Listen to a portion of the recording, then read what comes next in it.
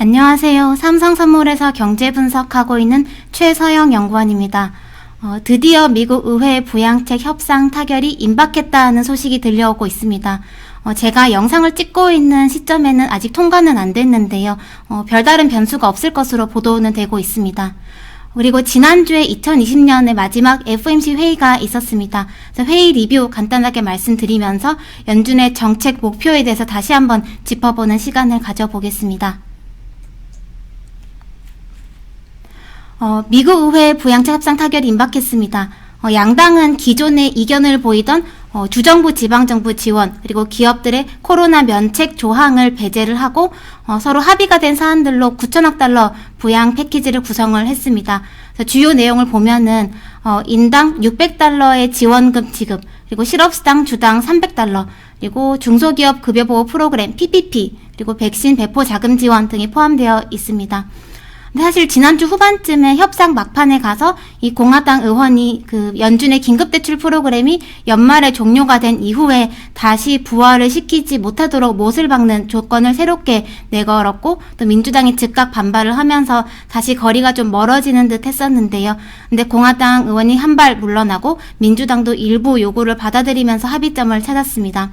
그래서 연준 긴급대출 프로그램을 재무부의 합의에 더해서 의회 승인이 동반이 되도록 하는 조항을 추가하는 선에서 합의를 했습니다.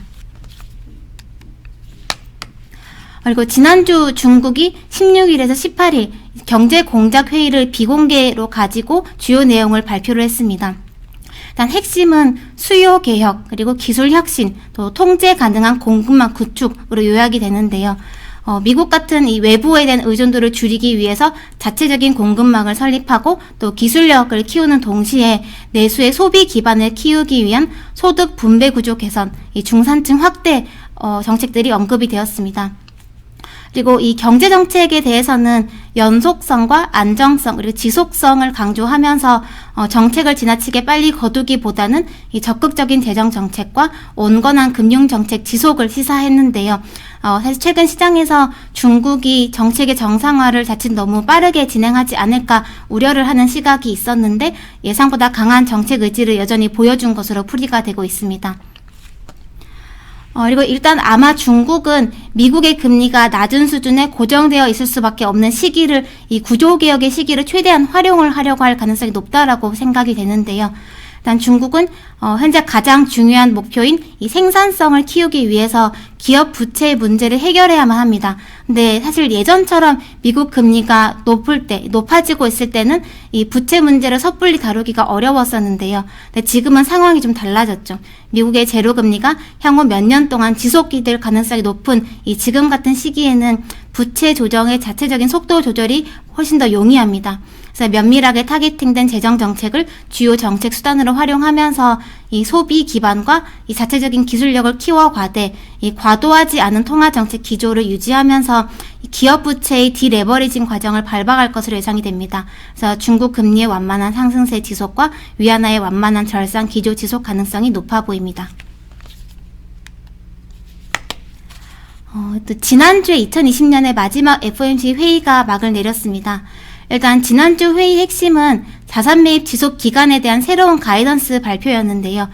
왼쪽 표를 보시면 연준은 기존에 그 향후 몇 달 동안 현재 규모의 자산 매입을 지속하겠다 했던 이 다소 모호했던 기준을 최대 고용 및 물가 안정 목표를 향한 상당한 추가 진전이 이뤄질 때까지 최소한 현재 규모 자산 매입을 유지하겠다라는 좀 꽤 까다로워 보이는 정성적인 가이던스로 바꾸면서 이 자산 매입 정책의 장기화를 시사를 했습니다. 근데 이거를 아래쪽 보시는 금리 포워드 가이던스랑 같이 놓고 보시면은요, 이 금리 포워드 가이던스가 좀 더 까다로운 조건을 수반하고 있습니다. 그래서 연준은 금리 인상 이전에 이 자산 매입의 테이퍼링과 종료를 선행을 할 것으로 예상됩니다. 그리고 추가로 이번 회의에서 연준은 예상보다 빨랐던 경제 반등 그리고 백신에 대한 기대를 반영해서 향후 경제 전망 경로를 전반적으로 상향 조정했었는데요. 그럼에도 불구하고 완화 의지 후퇴를 보이진 않았습니다. 사실 최근 일각에서는 증시 밸류에이션이 역사적인 고점을 향하면서 이 경제 펀더멘털과 큰 괴리를 보이고 있는 데다가 이 자산 가격의 상승이 부의 불평등을 계속 더 키우는 결과를 낳고 있기 때문에 연준이 자산 가격의 추가 상승을 경계할 수 있고 또 이걸 제어하기 위해서 완화 정책을 조금씩 후퇴시켜 갈 수 있다라는 견해가 있습니다. 네, 물론 온도차는 있겠지만 현재 자산 가격, 이 부동산과 증시에 대한 연준의 경계는 그렇게 높지 않습니다.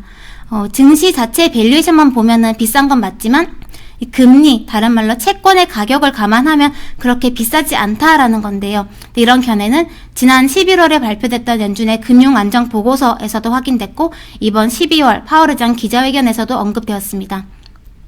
사실 이 자산 가격에 대한 연준의 경계가 높지 않다라는 사실보다 더 중요한 건 지금 연준에게는 자산 가격을 관리할 만큼의 여유가 없다라는 거고요. 또 그것보다 더 중요한 건 연준은 자산 가격을 정책 목표로 삼지 않는다라는 겁니다. 사실 이미 모두가 알고 있는 팩트이지만 자산 가격에 빗대서 연준의 정책을 가늠하는 시각이 여전히 많은 것도 사실입니다. 사실 근데 실물 경제랑 자산 시장이 같은 방향으로 움직이던 시기에는 이 두 가지를 면밀하게 구분하는 게 그렇게 중요하지 않았을 수 있습니다. 근데 지금 같이 이 자산 시장과 실물 경기 간의 괴리가 좀 큰 시기에는 연준의 정책 우선순위를 명확하게 이해를 해야지만 연준을 보다 정확하게 읽을 수 있는데요. 그래서 사실 이 자산 가격, 다른 말로 증시를 보면서 연준의 정책을 가늠하던 습관을 최소한 당분간은 접을 필요가 있다라는 생각입니다. 예를 들어서 만약에 이 연준의 추가 정책이 자산 가격을 더 높일 것으로 예상이 되더라도 이 실물 경기 부양 효과, 다른 말로 취약계층들의 추가 고용 지원 효과가 같이 나타날 걸로 예상이 되고 또 그게 필요한 시기라면은 연준은 설령 자산 가격으로 인한 불평등이 심화가 된다라고 하더라도 이 완화 정책 시행에 무게중심을 둘 겁니다. 이 자산 가격으로 인한 불평등을 경계하느라고 취약계층들의 고용 환경을 개선시킬 수 있는 정책을 펴지 않는다면은 결과적으로는 자산 가격을 낮추면서 불평등을 좁히는 결과를 가져올 수는 있겠지만 취약계층들의 고용을 더 어렵게 만들 수 있기 때문인데요. 사실 연준의 정책 우선순위는 취약계층들의 고용 상황입니다. 그리고 지금 같은 시기에 사실 추가적인 통화 완화 정책은 자산 가격의 추가 상승을 어쩔 수 없이 동반할 가능성이 매우 높은 시기입니다. 근데 만약에 연준이 이 자산 가격 과열을 이 정책 우선순위에 두게 되면은 연준은 항상 발목을 잡혀 있을 거고요. 정책을 시의적절하게 쓰기 매우 어렵게 될 겁니다. 근데 연준은 자칫 이 완화 정책 시기를 놓칠 경우에 발생할 수 있는 수요 둔화 리스크, 디플레이션 리스크를 감내할 자신이 지금은 없을 겁니다. 그리고 또 연준의 정책 실패가 취약계층들이 가질 수 있었던 노동 기회의 상실로 연결되지 않도록 주의를 기울이는 데 가장 중점을 두고 있을 겁니다. 근데 만약에 이 추가적으로 정책을 폈을 때 이 실물 경제에 대한 추가 기여도는 별로 없는데 자산 가격만 더 높이게 될 것 같다면은 연준은 행동을 하지 않겠죠. 이번 기자회견에서 파월 의장은 기자들의 질문이 왜 이번 회의에서 자산 매입 정책 변화를 대대적으로 발표하지 않았냐라는 질문에 대해서 파월 의장은 지금 현재 어려움을 겪고 있는 분야들은 금융 환경이 덜 완화적이어서 그런 게 아니다. 본질적인 문제는 코로나 때문이다라고 언급을 했습니다. 지금은 통화 정책이 추가로 정책을 편다라고 하더라도 실물 경제에 대한 기여도가 그렇게 높은 시기가 아니다라는 의미였을 텐데요. 즉 연준은 이 추가 자산 매입 정책의 실물 경기 기여도가 높아질 것으로 예상이 되는 시기에 자산 매입 정책의 추가적인 변화를 도모할 가능성이 있습니다. 가장 대표적으로는 정부의 재정 정책이 추가로 강화되면서 국채 발행이 확대가 되고 그리고 국채의 수급으로 인한 금리 상승 압력이 나타나는 시기에 연준이 자산 매입을 통해서 중장기적인 금리 상승 압력을 제어를 해준다면은 그런 방식은 이 재정 정책의 구축 효과를 제어하는 경로로 실물 경기에 대한 기여도를 높일 수 있겠죠. 그리고 연준의 자산 매입 정책에 대해서 좀 더 말씀을 드리면은요.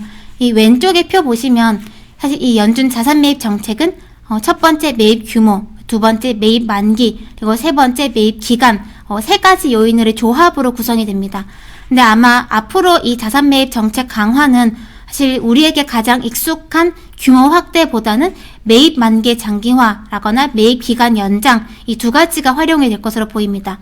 사실 지금까지는 이 자산 매입 규모가 커져야 강도가 강화가 되는 거고 규모가 줄어들면 강도가 후퇴가 되는 거다라고 많이 쉽게 연결지어져 왔었는데요.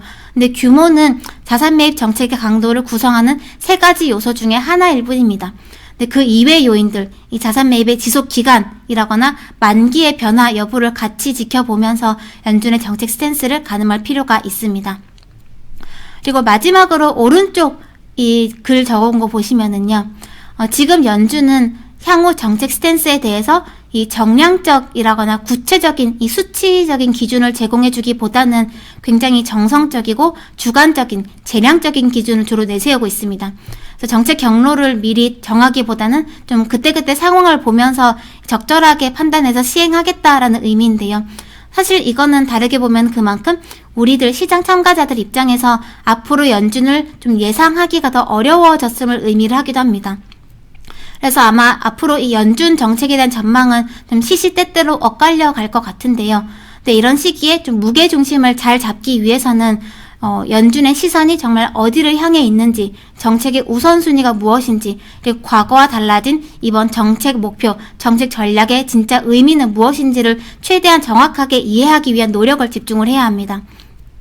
근데 저는 개인적으로 이 연준의 시선은 자산 가격이 아니라 취약계층들의 고용에 놓여 있다라고 보고 있고요. 그리고 연준이 취약계층을 위해서 택한 정책 전략은 일각에서 언급이 되는 그런 자산 가격을 낮춰서 부의 불평등을 좁히는 방법이 아니라 취약계층들 고용이 최대한 강해질 수 있게끔 오히려 더 낮은 금리를 더 오랫동안 유지하는 방법이다라는 겁니다. 그리고 마지막으로 연준의 최종 목표는 자칫 하이퍼 인플레 리스크가 높아지지 않는 한 당분간 물가 안정보다는 최대 고용이 연준의 최종 목표일 거다라는 점입니다.